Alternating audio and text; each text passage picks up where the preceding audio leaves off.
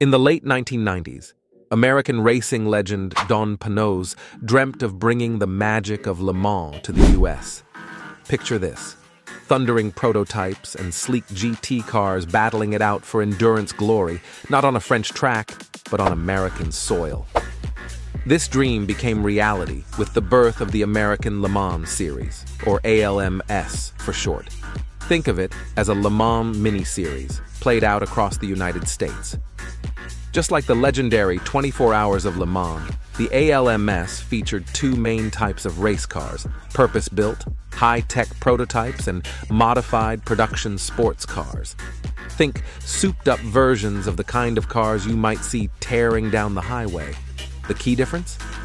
The ALMS races weren't quite as long as Le Mans, but they still demanded incredible endurance from both cars and drivers. Imagine pushing a tricked-out sports car to its limits for hours on end, with multiple drivers swapping positions to keep the race going. That's the kind of thrilling competition the ALMS brought to American racetracks for over a decade. The series eventually merged with another racing organization, but the legacy of the ALMS lives on as a testament to Panoz's vision and the enduring spirit of endurance racing. In the early 2000s, the American Le Mans series, ALMS, was a Porsche playground. Their 911 GT3R, a lightweight champion with a naturally aspirated flat-six engine, dominated the GT category. Whether it's in Formula One, endurance racing, GT racing, road racing, or even off-roading events, Porsche is always a force to be reckoned with. But BMW, completely outraged, wasn't content with placing second. Enter the E46 M3 GTR, a monstrous transformation of the beloved M3 platform. The iconic inline-six, the heart and soul of the M3 for generations, was ripped out and replaced with a fire-breathing 4.0-liter V8 engine, unleashing a monstrous 444 horsepower in race trim. Paired with a lightning-fast 6-speed manual transmission and a stripped-down, lightweight body that shed every unnecessary pound, the E46 M3 GTR became a true track-focused predator. Forget about leisurely Sunday drives. This M3 was built for pure, adrenaline-pumping speed, capable of launching from 0 to 100 in just 3.2 seconds. Now that is definitely amazing. However, to compete in the ALMS, there was a homologation hurdle. The series demanded a certain number of street-legal versions of the race car to be produced. Thus, the E46 M3 GTR Strassen version, the German word for street version, was born.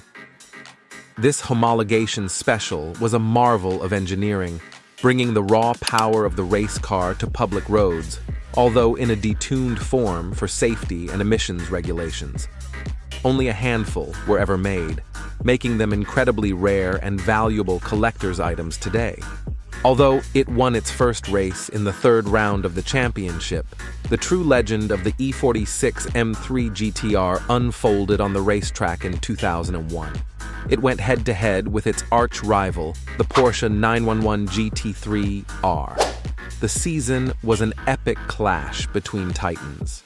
The E46 M3 GTR's raw V8 power gave it an edge on straights, pulling away with a ferocious roar.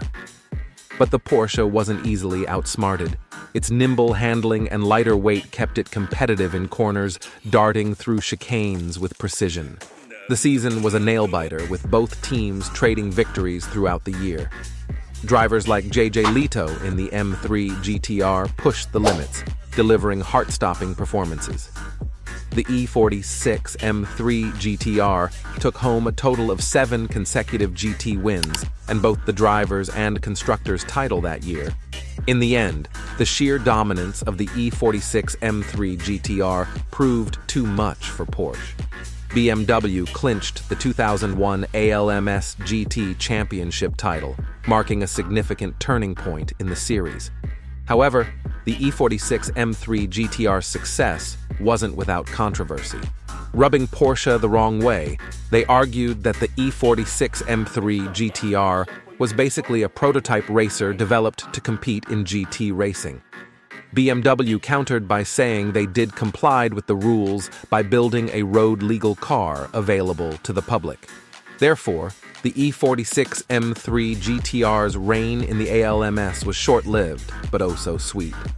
And let's face it, a V8-powered monster tearing up the track against Porsches with their traditional flat sixes wasn't exactly textbook production car spirit.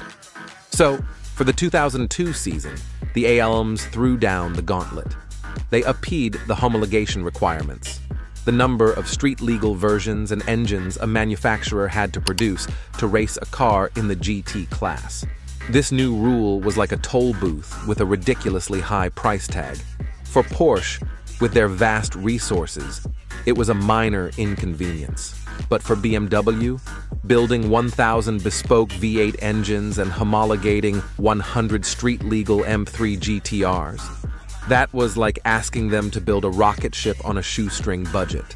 The cost was simply too much. With a heavy heart, BMW was forced to pull the plug on the E46 M3 GTR's ALMS campaign. The mighty V8 beast wouldn't be roaring on American tracks anymore. The rule change may have seemed like a necessary adjustment, but it also shut the door on an undeniably thrilling chapter in ALMS history. But the story doesn't end there.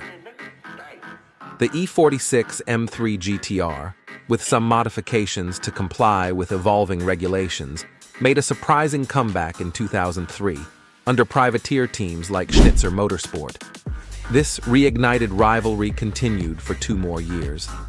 Notably, the E46 M3 GTR achieved back-to-back victories at the grueling 24 Hours of Nürburgring in 2004 and 2005, a race known as the Green Hell for its punishing track and unpredictable weather.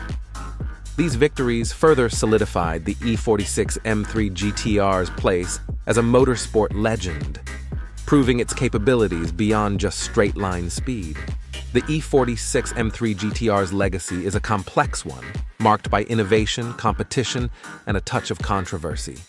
It's a reminder that sometimes the most iconic machines are born from a desire to challenge the norm and rewrite the rules, leaving an indelible mark on the racing world. Thank you for watching. If you enjoyed the video, please like and subscribe.